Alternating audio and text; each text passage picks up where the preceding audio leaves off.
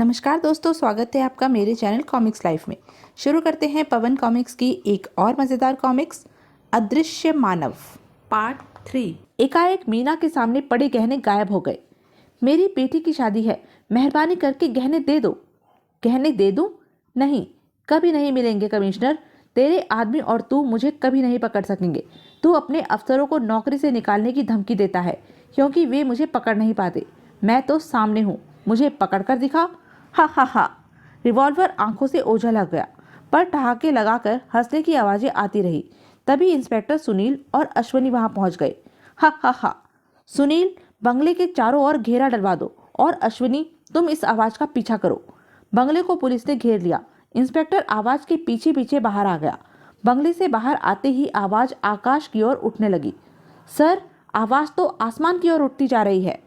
Police commissioner के यहाँ हुई घटना ने शहरवासियों में असुरक्षा की भावना भर दी, और अब घटनाएं धनी व्यक्तियों के बंगलों में घटने लगी थी। ऐसे ही एक बंगले में अरुणा और विनोद अपने मम्मी डैडी के लौटने की प्रतीक्षा कर रहे थे। मम्मी डैडी को पार्टियों में देर तक रहने की आदत है। अरुणा, तुम सो जाओ, मैं जाग रहा हूँ। उन्हें पता भी है कि शहर में रहस्य में रिवॉल्वर और चाकू का आतंक फैला है।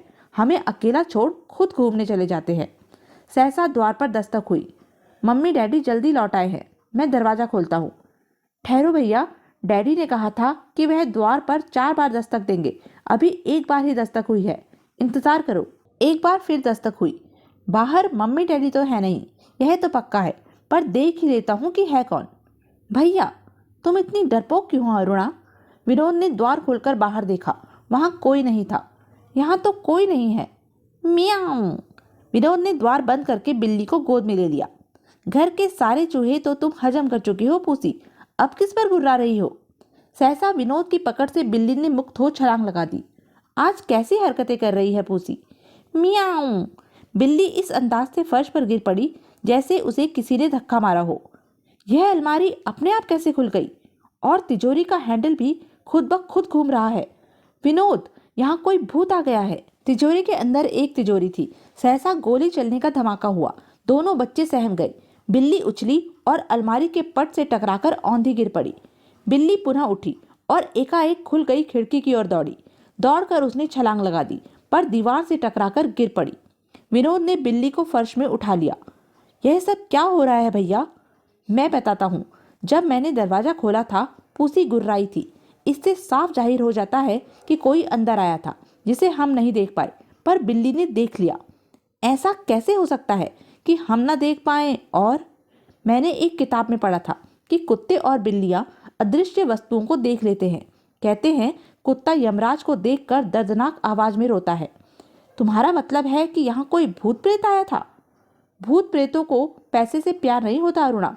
हो न हो यह कोई व्यक्ति है जो अदृश्य होकर यहाँ आया और शहर में उत्पात मचा रहा है। अब क्या होगा भैया? होगा यह कि वह आज खाली हाथ लौट गया है। उससे तिजोरी का ताला नहीं टूटा। वह यहाँ फिर आएगा और हम इस गुत्थी को सुलझा देंगे। अगले दिन वो दोनों बाजार से चूने की बोरी और कांच के टुकड़े खरीद कर ले आए। तुम बंगले के चारों ओर चूना बिखेर दो और मैं 4 दीवारी के ऊपर और तिजोरी वाले कमरे में कांच के टुकड़े बिखेर देता हूँ। दोनों अपना अपना काम करके बिल्ली को गोद में लेकर आदमकद पौधे के पीछे छिप गए। बिल्ली के चारों पैरों पर उन्होंने कपड़ा बांध दिया था। दोनों सतर्क बैठे थे। सहसा खिड़की पर रखे कांच के टुकड़े गिर पड़े और आवाज सुनाई दी।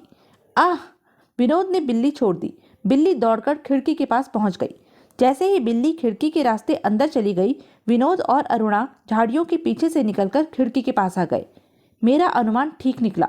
वो कोई इंसान था जो अदृश्य होकर लूटता था। देखो, जगह जगह पर खून से रंगे पैरों के निशान।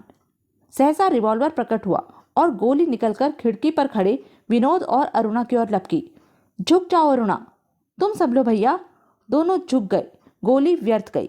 बिल्ली कमरे में रह रहकर उछल रही थी। खून से रंगे पैरों के निशान यह बताते हैं कि वह अवश्य आदमी ही है, और पूसी की हरकतों से साबित हो रहा है कि वह तिजोरी की ओर जा रहा है। आह! उफ! आह, मरा! बिल्ली एकाएक खिड़की की ओर पलटी। अदृश्य आदमी के पैर बुरी तरह से जख्मी हो चुके हैं। वो भागने की ताक में है। अरुणा, होशियार रहना। मैं होशियार हूँ और तैयार हूँ भैया। बिल्ली जो ही खिड़की पर चढ़ने के लिए उछली, खिड़की के बाहर खड़े विनोद ने दोनों बाहें फैला दी। छोड़ दो मुझे, अब तू बचकर नहीं जा सकता। बता तू कौन है, तेरा असली रूप क्या है? नहीं छोड़ेगा तो ले। लेकिन विनोद ने उसे नहीं छोड़ा। बिल्ली उछल उछल कर झपट रही थी। उफ, छोड़ दो मुझे। हाय मरा, जब तक तू अपने असली रूप में नहीं आएगा मैं तुझे नहीं छोड़ूंगा। सहसा किसी वस्तु के गिरने की आवाज सुनाई दी। भैया, यह तो रिवॉल्वर है। तुम रस्सी लेकर आओ अरुणा। दीवार के पास पड़ी रस्सी उठाकर अरुणा ने विनोद को पकड़ा दी। लो भैया, बांध दो इसे। विनोद और अरुणा ने मिलकर रस्सी से अदृश्य मानव को बांध दिया। अब भी तू अपने असली रूप में नहीं आएगा? मैं नहीं आ सकता। यह ऐसे नहीं मानेगा। अरुणा, मिट्टी के तेल का डिब्बा और माचिस ला, आग लगा दूंगा इसे। नहीं नहीं, मुझे मत जलाओ, मुझे मत मारो। अरुणा ने पहले से वहां रखी घास उठाकर रस्सियों के समीप रखकर मिट्टी का तेल छिड़क दिया और आग लगा दी। मुझ पर रहम करो, आग की लपटें मुझे जला रही हैं। बताओ तुम कौन हो? तुमने अपना शरीर कैसे अदृश्य कर लिया? अरुणा, तुम पुलिस को बुलाओ। अरुणा पुलिस स्टेशन फोन करके लौट आई। यह आदमी अपनी असलियत नहीं बता रहा, जलती घास इसके और करीब सरका दो। नहीं, इतने जालिम मत बनो। सूचना मिलते ही इंस्पेक्टर सुनील और इंस्पेक्टर अश्विनी वहां आ पहुंचे। कहाँ है वो पिस्तौल वाला बदमाश? मैंने उसे रस्सियों से जकड़ रखा है। यह क्या मजाक है? मजाक नहीं है इंस्पेक्टर। विनोद ने जूते की ठोकर मार दी। आह, मरा। सुनी आपने यह आवाज? और यह है वो रिवॉल्वर जिससे धमकाकर यह आदमी लोगों को लूटता रहा।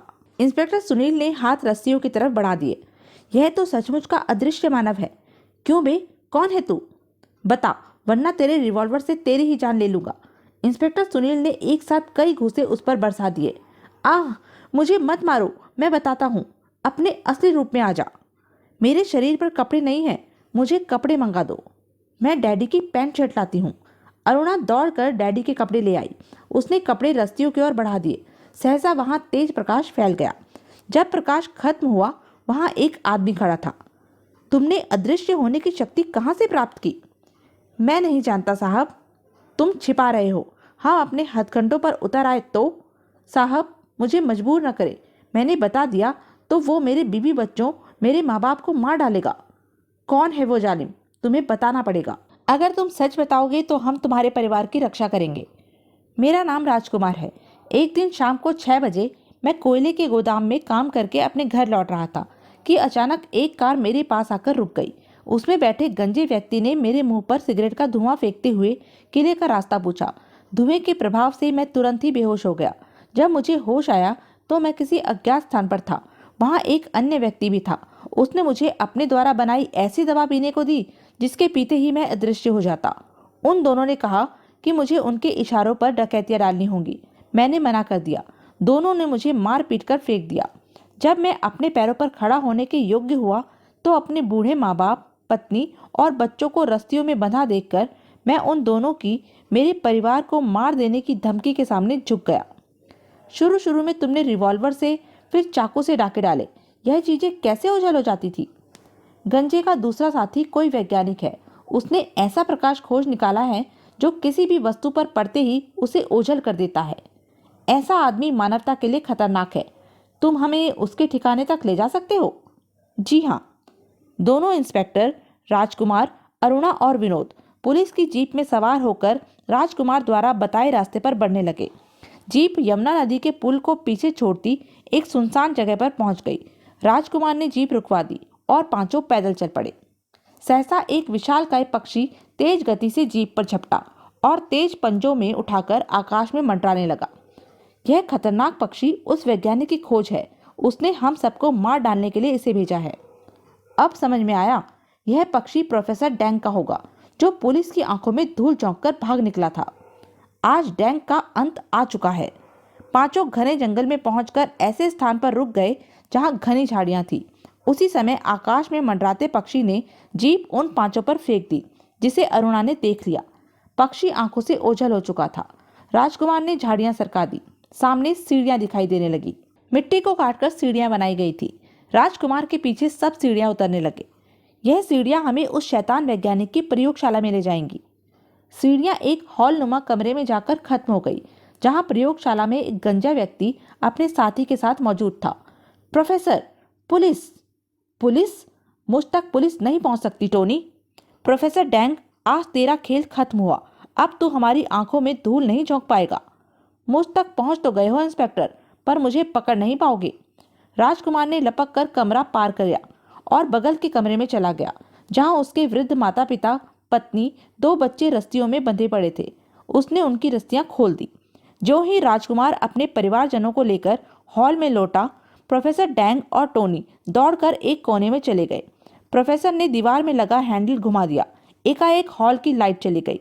घना अंधकार छा गया। जब लाइट आई तो प्रोफेसर डैंग और टोनी वहां नहीं थे। वो शैतान कहाँ है? आज मैं उसे बचकर नहीं जाने दूंगा। कुछ नहीं मिलेगा साहब, अब तक तो वो हजारों मील की दूरी तय कर चुका होगा। एक बार फिर प्रोफेसर डैंग पुलिस की आंखों में धूल झोंककर भाग निकला था। तो यह थी पवन कॉमिक्स की एक मज़ेदार कॉमिक्स। ऐसी ही मज़ेदार कॉमिक्स के लिए बने रहें मेरे साथ, और हाँ, मेरे चैनल को लाइक, शेयर और सब्सक्राइब करना ना भूलें। धन्यवाद।